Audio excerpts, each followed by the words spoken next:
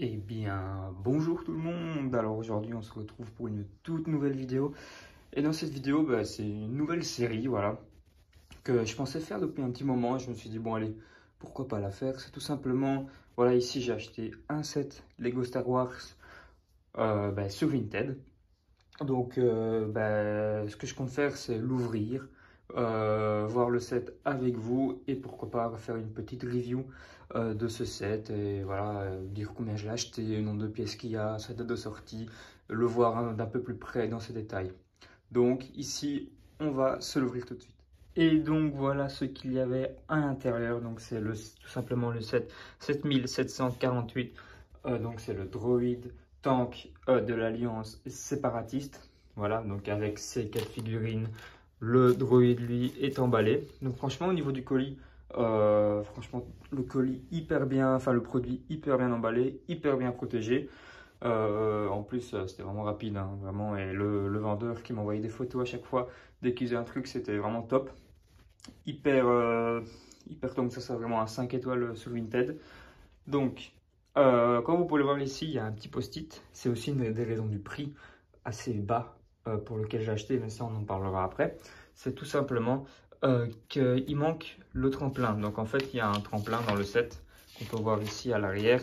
Voilà, donc c'est vraiment des pièces assez basiques, hein, facilement retrouvables, ou j'en ai sûrement en stock. Donc c'était tout simplement pour projeter le clone. Voilà, à l'époque, c'était les petites idées de Lego, c'était assez sympathique. Bon, maintenant, on s'en fout un peu.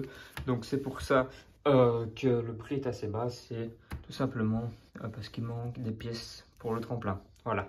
Donc, maintenant, je vais déballer, enfin, on va enlever les figurines du sachet et déballer le droïde. Et on va se voir ça de plus près. Et donc, voilà maintenant le set une fois déballé. Donc, avec les deux figurines. Donc, aussi, j'avais pas mentionné, mais il y a un des deux clones, c'est vrai, j'ai oublié de vous le dire, qui n'a pas de jetpack. Bon, c'est pas très grave, hein, voilà, c'est des petits clones phase 1 version Clone Wars. Il y a les deux droïdes de combat B1, franchement en très très bon état. Vraiment, l'habitude, moi c'est toujours peur avec ces petites figurines-là, c'est que les bras cassent hyper facilement. Mais là, franchement, c'est comme si je venais de déballer un nouveau set. Vraiment, vous voyez, avec les articulations encore un peu dures à bouger, tout ça, tellement que les pièces sont comme neuves quasiment. Donc franchement, je suis assez content de la qualité, très très bonne. Ensuite, pour le droid tank, le voici, hein. Donc, c'est un set qui est sorti en, si je dis pas de bêtises, 2010, 2009 ou 2010. Voilà. Donc il y a une version un peu plus récente qui est sortie en 2013. Mais là, c'est de la bataille de Geonosis. Donc c'est un set avec un clone phase 1 normal, avec Boba Fett, Jango Fett, pardon, et un droïde de combat B1 Geonosien. Voilà, donc il y a une version plus récente. Ici, voilà, c'est un set qui commence quand même déjà un peu à dater. Assez bien fait quand même. Le droïde peut rouler entre guillemets. Bon après, voilà, moi c'est une bête installation ici que j'ai avec des... Voilà, donc c'est juste une bête plaque de Gyproc avec sur deux bêtes pieds. Mais donc ça accroche pas trop, mais normalement le droïde peut rouler. Voilà, si on appuie un peu. Voilà, donc c'est un assez chouette set pour l'époque.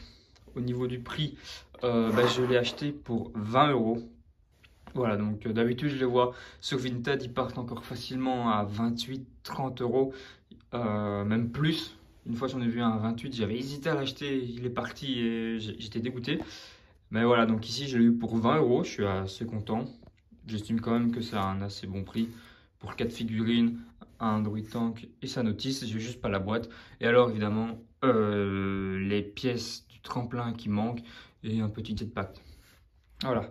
Mais bon, je vais être honnête avec vous, ce n'est pas, je ne compte pas le garder ce set parce que j'en vois pas trop l'utilité. Surtout que je préfère quand même la version de 2013 de Geonosis.